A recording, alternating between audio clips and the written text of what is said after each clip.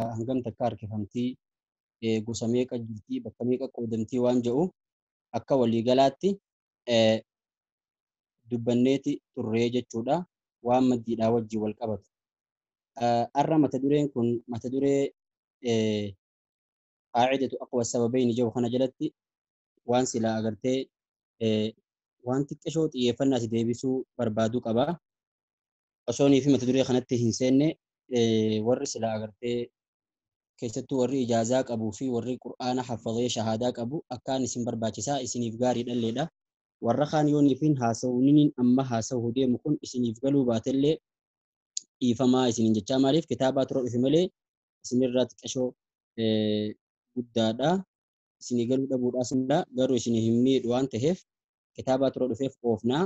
Kanaaf akkasumatti hubattanii insha Allah amma warrinii fi ijaazaa qabdan kaan hedduu isinii barbaachisaa. Sirriitti caqastanii hordofuu qabdanii jechuudha. Maddii hoggaanii fi qaraanu fakkeenyaaf qur'aana keessatti minas samaa jennee yoonii fi kadhaabnu taate maddiin tun maal jenneeti dubbifna takkaahuu qaraana takkaahuu himna maqaa isii. Fakkeenyaaf minas samaa hoggaa jennu maddii waajibaa ta'uu dandeessa. Maddii waajibaa maaliin taate jennaan maddii waajibaa harfii maddii dhuftee eega isaati qubeen hamzaadhaa jechuma san keessatti dhufuudhaa jenna jecha tokko keessatti. Kanaaf asitti amma harfii maddii dhuftee boodaanii qubeen hamzaadhaa dhufe jechuma san keessatti.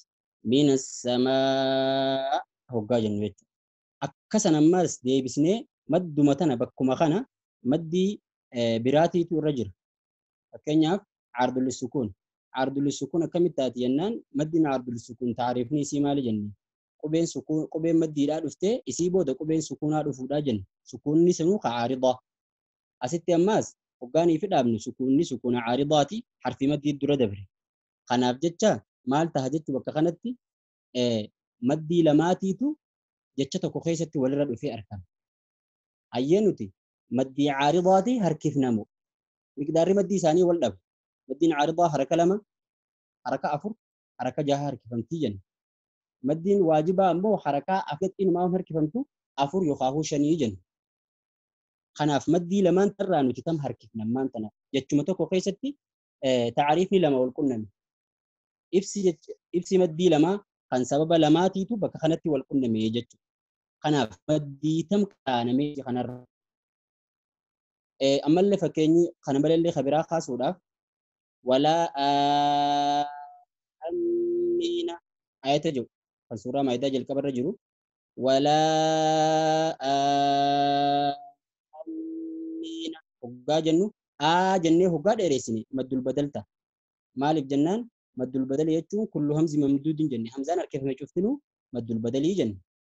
Ammoo hoggaanii fi achi dabarree miimiin sukuunaa itti aanee dhufuudhaan halaallu taate maddiin tun laazima taate maddul laazim taate.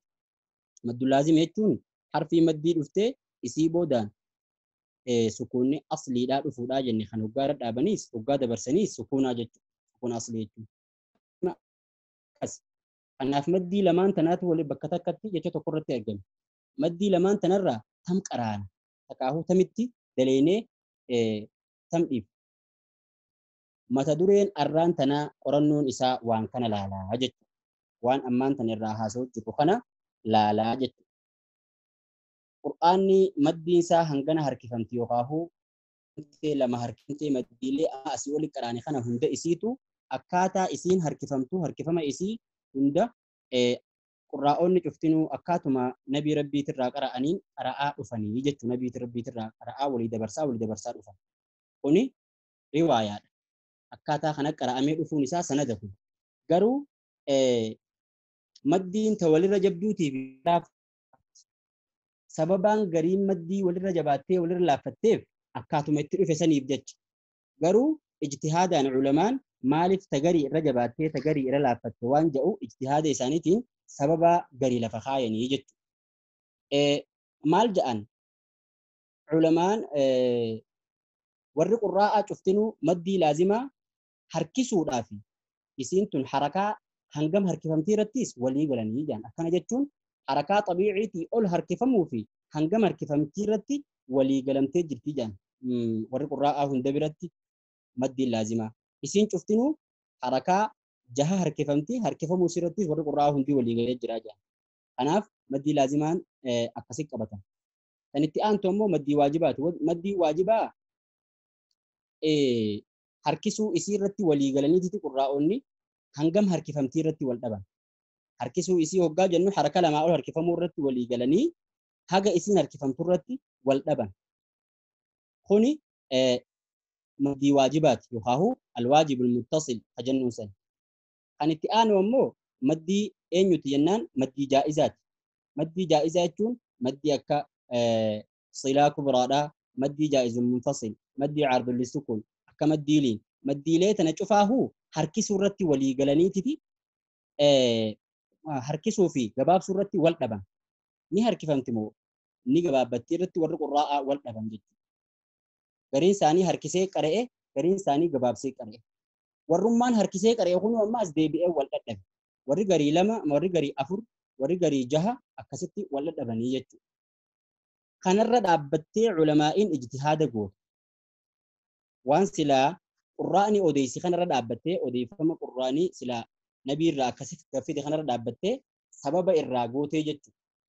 Wanni agartee sadarkaadhaan keesse jechuudha. Ulamaan maal sadarkaadhaan keesse jabeenya maddiitii fi laafina maddii tamtu maddiirra jabduudha, maddii tamtu maddiirra laaftuudha taja'u waan silaa qurraa'onni akkamma asii olitti dubbanne kanaatti odeessanii nabii rabbiitti irraa fidan kanarra dhaabbataniiti irraa taaliila yookaan sababa godhan. Maddiin jabduun ja'an, maddiin hundarra jabduudha, maddii laazimaatii ja'an. Maaliif jennaan isii tana qurraa'onni harkisuu fi hanga isiin harkifamtu irratti illee waliif galanii waan jiraniifi ja'an. Maddiin ammoo itti aantee sadarkaan isiidhaa jabduudha, maddii waajibaati. Maaliif jennaan maddii waajibaatu harkifamuu isiirra qurraa'onni cuftii waliif galee hangam harkifamtii irratti illee wal dhaban. Sadarkaa lammaffaa wanni taateen haga harkifamtu. Sadarkaa lammaffaa wanni isiin taateen jechuudha. Hangi isiin harkifamtu waan qurraa'onni irra wal dhadhabeef jecha sadarkaa lammaffaa taate. Maddiin laazimaa ammoo harkifamuu fi hangan harkifamtii irrattis walii galuudhaa fi sadarkaa tokkoffaarra taatee jira. Maddiin jaa'izaa achiin booda maddiin sadarkaa lammaffaarra jirtu tana maddiin sadarkaa sadaffaarra jirtu maddii caaridaatii jira. Maddiin caaridaatu sadarkaa sadaffaarra wanni qabatamteef warri maddii caaridaa harkise waallaalee harkise qabaa jira. Sababa irraa godhanii beekte warri maddii caaridaa harkise sukuuna silaa boodarra dhufe kana hin laallannee hin lakkaa'uunee jira. Sukuunaatiitu harfii maddii boodaan dhufee sukuunni sanuu kana caaridaa maddii caaridaa achitti argamsiisa. Akka taariifa keessa laalletti. Sababa maddiin caaridaa dhuftuuf sukuuna caaridaa kanaaf. Warri maddii caaridaa harakaa jaha harkise sukuuna kana waan silaa akka sukuuna asliitti lakkaawee akka sukuuna aslii dhaabuu fi dabarsuu irrattis jiruu san akkasin lakkaaweeti harakuma jaha harkifamuu qabdii hajawra dhaabbatee san irratti baachisee akkuma maddii laazim godhee jaan. Warri ammoo harakaa afur harkise wanni inni lakkaawwate maddii caaridaa wanni inni lakkaawwate maali jennaan harkifamuu sukuuna silaa xumurarra jiru sababa sukuunaa kanaatiif jecha harkifamte. Wanni ammoo sukuunni kun cinaa takka lakkaawwatanii jaan. Sukuuna kana guutuu osoo hin tahin sukuuna kana waan inni sukuuna caaridaa taheef jedhaniiti sukuuna cinaa takka lakkaawwatan. Kanaafuu akka laazimsaniis godhuu hin qabnu akka maddii xabiiciitis godhuu hin qabnu harakaa afur jiddugalatti harkisuu qabna haja'uu qabatanii jaan. Kanaafis sadarkaa isaa jiddugalan lakkaawwatanii jaan. Warri ammoo maddii caaridaa kana harakaa lama harkise wanni inni irra dhaabbatee harakaa lama godhe sukuuna boodarra dhufe kana hin lakkaawwanne. Maaliif jennaan sukuunni kun yoo dabarsite maddii xabiicii deebitii maddiin kun. Fakkeenyaaf alhamdulillaahi rabbil caalamiin arrahmaan yoo dabarsinu alcaalamiin ka jennu kun maddii caaridaati. Yoo ammoo dabarsinu nuuniin kun sukuuna ammaa sit dhaabne kana harakaa godhateeti alcaalamiin arrahmaani ta'a nuun fatxaat tahaa jechuudha. Kanaaf maddiin silaa wanni silaa sababa maddii dheertuu sanii fide hin jiru jechuudha. Sukuuna kana hin lakkaawwannu jiraates jiraachuu baates akka waan hin jirreetii jechuurraa kan ka'e harakaa lama godhee qare'ee jaa warri harakaa lama maddii caaridaa qare'e. Alhamdulillaahi rabbil caalamiin harakaa lamaan jechuudha warri akkasii qare'e. Akkasuma ammaas maddii منفصليس أكاتو مخنتي أدان قودن ورّي مدي منفصل حركة جها يخافو إيريسو هركسي أكا متصل هركسي قوتو ما قوتوتي همزة حركة جتش لما فارد وفسن تعريفني مدي منفصل مالي يني وبين مدي دا جلقبة جتش طمورة جتش جلقبة بارد وفتي جتش اتئان وجلقبة يسارت همزان وفود آجن يا أيها الذين جتشو فادا أكاتا إسين اتقفت خون أكا فديو يو خطاتو تاتي إسين همزة حرفي مدي بودان همزان دفه جرمون دفه أنافو وان سلا أغرتي جتش تفودا خنا إنما هو هلال لتموجة أني وردي سيجا أنافو قوتمتو أكا مدي واجبا يخاهو مدي متصل سن حركفة مقبجة أني وقا مدي متصل والرجاء حركسو جهمان جتو أكما مدي متصل أني جت ورّي حركة مالية همزان كن جتش أفو خيسا خنا هلكا وتين جت ورّي أمو حركة أفر حركسي جان إسا قدت يجو مدي متصلي قدت ورّي حركسي مدي منفصل سببني إني رد أبتي إسا قد حركسي همزة سلا جتش لما فاقيسا أفساني cinaa kala kaawwatee jira. Maaliif jennaan hamzaan akka muttasilii jecha tokko keessatti hin dhufne kanaafuu sadarkaan isaa xabiiciidha ol tahee muttasilii gad tahuudha qaba. Wanni harkifnuus xabiicii ol goonee muttasilii gad tahuudha qaba jechuudhaafi warra silaa agartee giddugalatti harkise munfasil akkaataa kana godhee jira. Warri ammoo munfasil akkuma maddu xabiiciitti harakaa lama harkise. Yaa ayyuhalladhiina بما أنزل حركة لما قفا هركسي واني إني رد أبتي حركة لما هركسي همزة بودر ران أفخنا إلا كوني جان مالي في اللكاوتين جنان جت برا خيس جرا أنا أفو يوخد أبنتاتي همزان سن أكوان هنجريتي بما جنيتما مدي طبيعي قوني دابنا يا جنيتما مدي طبيعي قوني دابنا أنا أفو همزان سن هلا كاومو أكوان هنجريتي هقاد برسنوس هقاد أبنوس مدي حركة لما دبرسو قمنا خجأوني حركة لمرتي قدني جا وري أجرتي مدي منفصل حركة لمهركس دبي تنرى دابتني صدركا جبينيا إن يوفي صدركا صدف فادا خنن أكريف دبني صدركان تقف فادا صدركا تقف فادا مد اللازم جبينيا رتي ومن قبات رتي مدين ومن جبدورا مد اللازم مالك جنان وري قراء وان إسي تنرتي ولي قليف harkisuudhaa fi haga isin harkifamtuus walii galan. Sadarkaa lammaffaa irratti maddiin argamtu muttasiliyan maaliif jennaan warri qurraa'aa haga harkifamu osoo hin tahin harkisii irratti waa walanii hanga harkifamtu irra wal dadhabanii. Sadarkaa sadaffaa irratti maddul caaridii fudhata. Maddul caarid maaliif sadarkaa sadaffaa irra kaayan jennaan inni kun akka maddii laazimaa yookaahuu guututti yookaahuu cina takkaan waanii fi godhameef. takka guutumaa guututti akka maddii laazim harakaa jahan akka inni laazim harkifamu yookaan immoo harakaa isaa gaditti waanii fi baachifamee akka isaa ta'eef jecha sadarkaa sadaffaa irra kaayanii jira. Sadarkaa afuraffaa irra warri kaayame munfasilii wanni sadarkaa afuraffaa irra kaayaniif maali jennaan waan inni baachifameef jira. Maddul muttasil irratti waan baachifameef guutuu isaattiin yookaan immoo cinaa takka. Sadarkaa xumuraa irratti maddul badal kaayan jabeenya jechuudha jabeenya keessatti. Sadarkaa xumuraarra yookaan shanaffaarra maddul badal kaayan irra laaftuu maddiidhaati maaliif jennaan isiin haala qopheeffamtuu taate maddii xabiicii irraa waan taateef haala qopheeffamtuu maddii xabiicii irraa taate waan taateef jecha maal irra kaayan sadarkaa xumuraarra maddii badal kaayanii jechuudha. Akkaataa kanaa jechuun haasawniin asii olitti haasee kun yoonii fi kan isinii hin galle taatellee warrinii fi agartee amma bidaayaarra jirtan ifittiin taabinaadha. Warri kaan ammoo yoo sirri jala deemuu jiraatan isiniif gala. Waan hangammaan tanaa dubbanne kana kitaaba irratti ammaan tana ol deebinee ilaalla. Akki jiru kitaaba kanarratti muqaaranatun bayna anwaaci almuduudi alfarciyya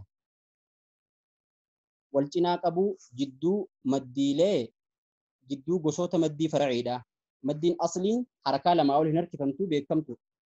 Maddii farcii wal cinaa qabnee ilaaluudha jaa sadarkaa isii. Kan isii tokkoffaa irratti allaazim maddii laazim.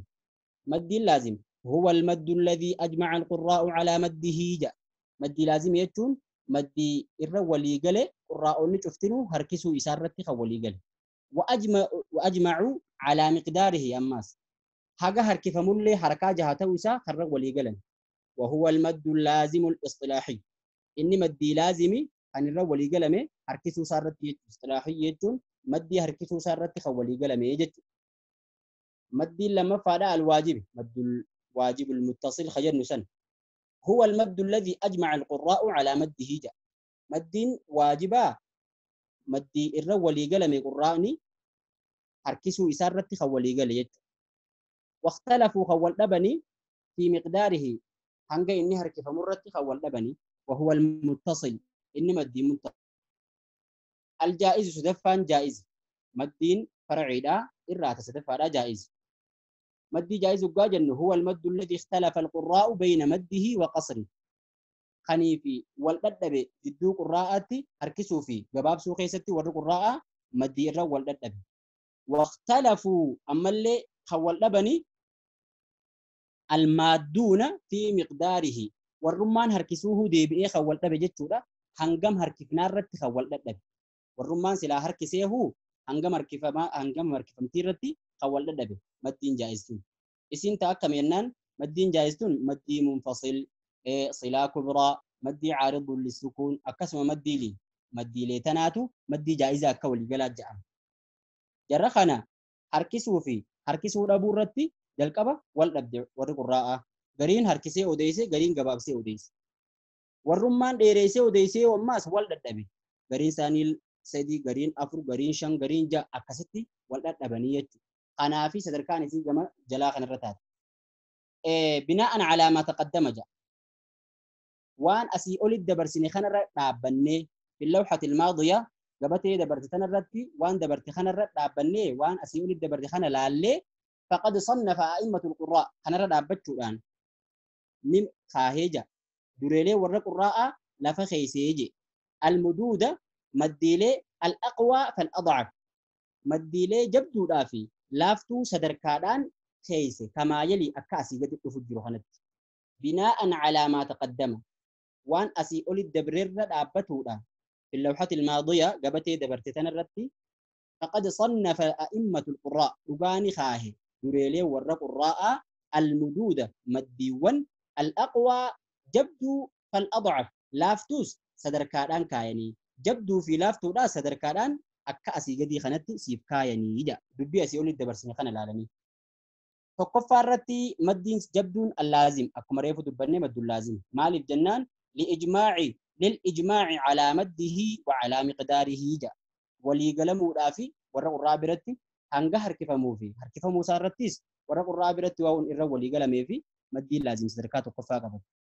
Sadarkaa lammaffaa irratti muttasil maali sadarkaa lammaffaati jennaan lil ijmaa'i calaa maddihi laa calaa miqdaarihi walii galamuudhaaf maddii isaarratti waa walii galamee fi laa calaa miqdaarihi hanga harkifamaa irratti walii galamullee ba'a jechuudha.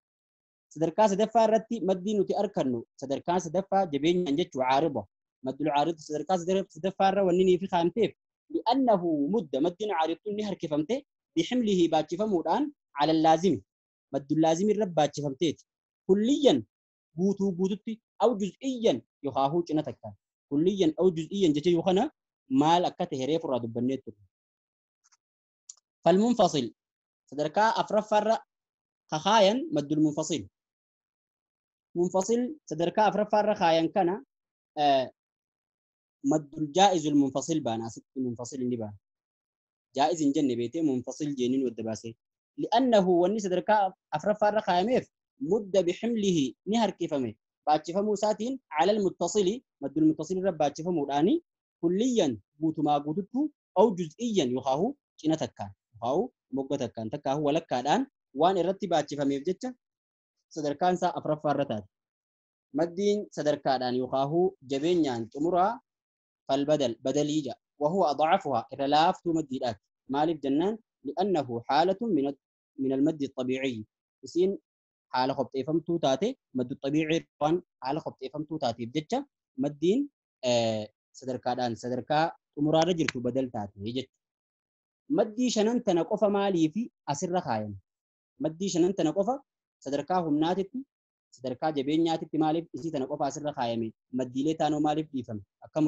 akka silaafa maaliif dhiifamte jennaan مدي برارة كريفو جلك بقى دبن جنو مدي برا إرى رفته جتة كوخيسة تعريفة تبراتي وجين كباتو دنديسو مدي ليشنن تنقف وان تاتي جت أنا ربي خيستي مدي ليشنن تنقفاتو مدي براتي وجين ولر رفته جتة كوخيسة تعريفة لما كباتي وفوان تهي جت ورخن الراها في لك فمي جت أنا في شنن كنقفا ولك أبياستي كانوا هم برباتي سوان تهي بسخن الدقورون وان أسيولي الدبر خن رد أبتي مال جاجت واني أسيولي الدبر خن قاعدة أقوى سببين الجامعة بؤرة سبب لمان الرا خرج بعد جت سبب لمان بتو تعريف مدي لماني ترى خرج باك أبتورات بؤرة سبب لمان الرا خرج باك أبتورات خنرتي واني لفخاية مالي إذا اجتمع أكثر من سبب وقاني في ولك أبمي مدي تكخيستي أكثر من سببني تكو أول جتون تعريفني تكو أول جتون إبسي مدي تكاتي أول وقاني في ولك أبميجي على حرف مد واحد حرف مدي تكررتي إبسي مدي تكاتي أول هقا ولك أبمي كريفو دبنساني من السماء جتجي أورا عارض للسكون اسقفه مد متصل اسقف هقا أكسي أكمتها جنان أعمل السبب الأقوى ni hojjachiifama yookaan ni dalagama sababa irra jabaatii fudhatamee irra dalagama maddii san irratti wa uhmila al-ad'af ni lakkifama irra laafaan maddii lamaan suni ni lakkifama ta'riifa lamaan harfi maddii takkitti irra dhufe san irraa harra jabaa irra daleessifameetiti harra laafaadha lakkifama fa in tasaawaya fil quwwa u'mila ma'an yoo khawwal qixxaatan taate ammoo humna keessatti maddii lamaan sun ta'riifni maddii lamaanii أول قطعة تاتي أعمل معا سالة شو بكتكا ولنرد حجة شيفا من جاء بؤرة أسيولتي هاسوا ما أسيولت دبرسني خان لالي مدي لما هقا ولد نفته أكاتا خانت ترانا جيبا تاجت هقا مدي لما جتشتو كوخيستي حرفي مدي تكررت خدفت تاتي مدي لما نرى تمت الرجب دور آلال تاجت تاي الرجب دود لي سفتيتي تاي رلافتو ركيفتا يو إسالة شوخة هم ناول كتا تهنتاتي isaan lachuu akka takkaa daleessiftaa jedha. Jecha silaa amma asitti dubbanne kana sadarkaalee jabeenya maddiidhaa jechuudha. Shayini sheekh abbaa kitaaba kanaatiif shayini jechuudha. Beeytii lamaan tana keessatti waliin nuuf qabee jiraa jechuudha. Akkaataa maddiileedhaa sadarkaa jabeenya isiitiin jechuudha.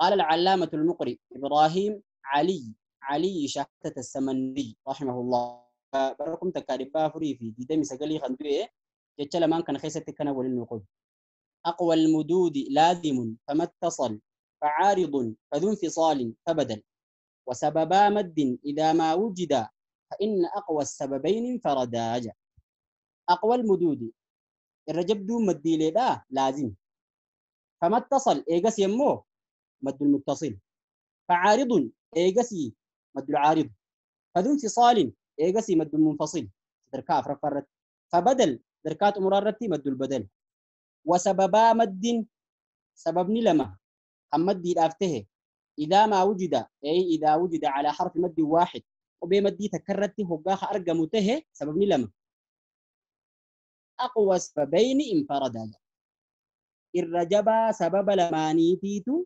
خطابة هتاني كان يجون سبب لماني راخ الرجبا تيتو فرطاية مديسا حرف مديسا سبب لما نرى خر جباتو فرأتا خاني لكفم أما دبني خنا جج مدي بيتي لمانتون جج سلا أما أسيولتي هاسوني خنا صدركا لي مدي لا جبيني يسيدين كسيولتي هاسوني خنا جباب ستي أسيولين لو قدوانته أصحاب فضني يدو بريدا لا ججودا أنا فاسوني أما أنت ناسوني يكون يو يسيتي خلفاتو تاتي كمار ريفو جئ وري أجرتي أما جلك بير جلتن وري مدو متن الرافات جلتن وري أمو قرآن حفظني دبيتنا خيسة قدي وانتنتهين أكاس موري جازان كمني إفن دررنا داني التوخية وري خان أمو إن شاء الله سوتة تيسينيف قال سرت ورينا أمو لنا دبتو جرو وري جازا في شهادة فاقب تنجج تنبيه جاء من مد العارض للسكون من